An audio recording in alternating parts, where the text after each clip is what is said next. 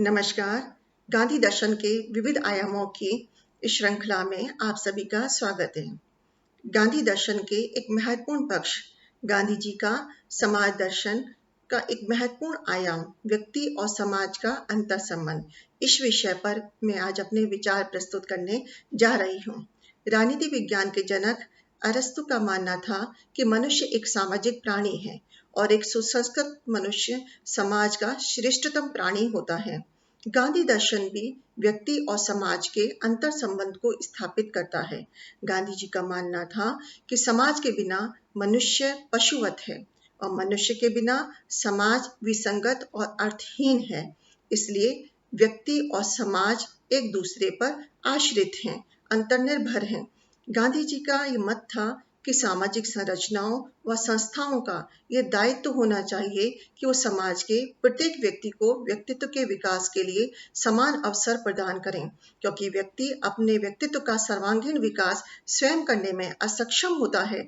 इसलिए सामाजिक संरचनाओं का ये दायित्व है कि वो व्यक्ति के विकास के मार्ग में आने वाली बाधाओं को दूर करें और समाज में मनुष्यों को समान अवसर प्रदान करें ताकि वो अपना स्वयं का विकास करने में सक्षम हो सकें। गांधी जी एक ऐसे मानव समूह पर आधारित समाज के बारे में विचार व्यक्त करते हैं जिसमें मनुष्य परोपकारी होगा, त्याग, समर्पण, दया, सहिष्णुता, नैतिक अनुशासन, चारित्रिक गुणों से परिपूर्ण होगा। एक ऐसा मनुष्य जो स्वहित के साथ साथ परहित के बारे में भी सोचता हो। आज के भौतिकवादी युग में जहाँ मनुष्य अति महत्वाकांक्षी हो गया है तथा ऐसे पथ का अनुगमन कर रहा है जिसमें ना तो उसका स्वयं का विकास निहित है और ना ही समाज और राष्ट्र का। गांधी जी एक ऐसे समाज की परिकल्पना करते हैं, एक ऐसी सामाजिक व्यवस्था की स्थापना करना चाहते थे जिसमें प्रत्येक व्यक्ति की गरिमा हो, प्रत्येक व्यक्ति को प्रतिष्ठा प्राप्त हो, उसे मान सम्मान प्राप्त हो। और इसीलिए वे चाहते थे कि प्रत्येक मनुष्य एक आदर्श मनुष्य के रूप में समाज में कार्य करे। वे किसी भी दृष्टि से मनुष्य और समाज को एक दूसरे का विरोधी नहीं मानते थे। उनका ये मानना था कि मनुष्य और समाज एक दूसरे के सहायक हैं और उनके मध्य वैसा ही संबंध है जैसा समुद्र में बूंदों का होता है। जिस प्रकार समुद्र असंख्य बूंदों से मिलकर बनता है और प्रत्येक बूंद का अपना महत्व है, उसी प्रकार से समाज में प्रत्येक व्यक्ति का अपना मान सम्मान है, उसका अपना महत्व होता है और सामाजिक संरचनाओं को इसे स्वीकार करना चाहिए और साथ ही एक ऐसा परिवेश और वातावरण तैयार करना चाहिए जिसमें व्यक्ति सत्य अहिंसा के मार्ग पर चलते हुए त्याग समर्पण के भाव को रखते हुए समाज के लिए हितकारी कार्य करे। वह अपनी स्वतंत्रता का भी समर्पण समाज के विकास में कर दे। इसलिए गांधी जी व्यक्ति की स्वतंत्रता के भी पक्षधर थे। उनका मानना था कि राजनीतिक या सामाजिक संस्थाओं को किसी भी दृष्टि से व्यक्ति की स्वतंत्रता का हनन नहीं करना चाहिए, क्योंकि व्यक्ति समाज में समर्पण का भाव उसके अंतर्गत तभी उत्पन्न होगा जबकि उसे एक स्वतंत्र वातावरण दिया जाएगा।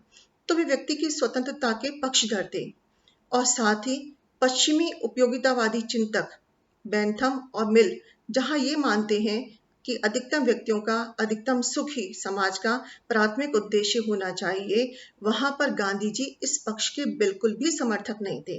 उनका कहना था कि सर्वे भवन्तु सुखिनः, यानी सभी व्यक्तियों का अधिकतम कल्याण हो। गांधी जी प्राचीन भारतीय राजनीतिक दर्शन से बहुत अधिक प्रभावित थे और इसलिए सभी व्यक्तियों के सुख की कामना करते थे। उनका ये मत था कि प्रत्येक व्यक्ति को अधिकतम सुख प्राप्त होना चाहिए और इसे उन्होंने सर्वोदय के सिद्धांत के रूप में प्रतिपादित किया। सर्वोदय का तात्पर्य यही है, सभी का उदय, सभी का कल्याण, सर्व हेतु हिताय।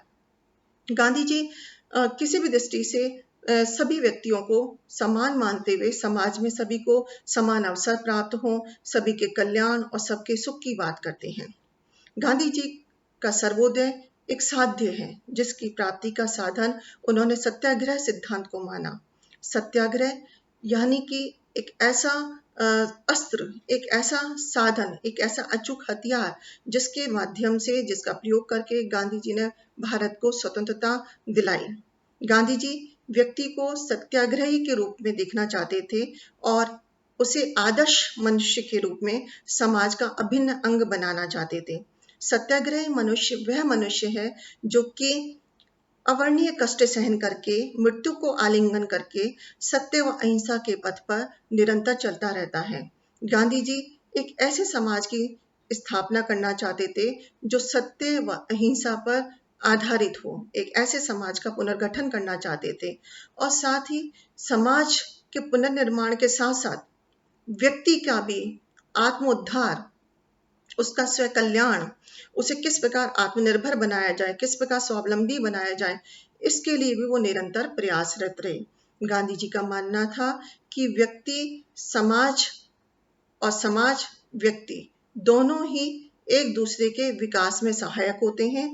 इसलिए राजनीतिक संस्थाओं को, सामाजिक संरचनाओं को इस तरह का प्रयास करना चाहिए कि व्यक्ति का अधिकतम सुख हो, अधिकतम कल्याण हो। तो गांधी जी जहाँ सामाजिक समानता के आधार पर, सर्वोदय विचारधारा के आधार पर, अहिंसा के आधार पर समाज और व्यक्ति के अंतर संबंधों को स्थापित करते हैं और वर्तमान युग में जो मूल आवश्यकता है कि किस प्रकार से हम मनुष्य को एक परोपकारी मनुष्य बनाएं, एक कल्याणकारी मनुष्य बनाएं, जो केवल अपने सुख की ही आकांक्षा न रखे बल्कि पूरे समाज और राष्ट्र के हित में स्वयं को समर्पित करे। ऐसे आदर्श मनुष्य की वह कल्पना करते हैं। धन्यवाद।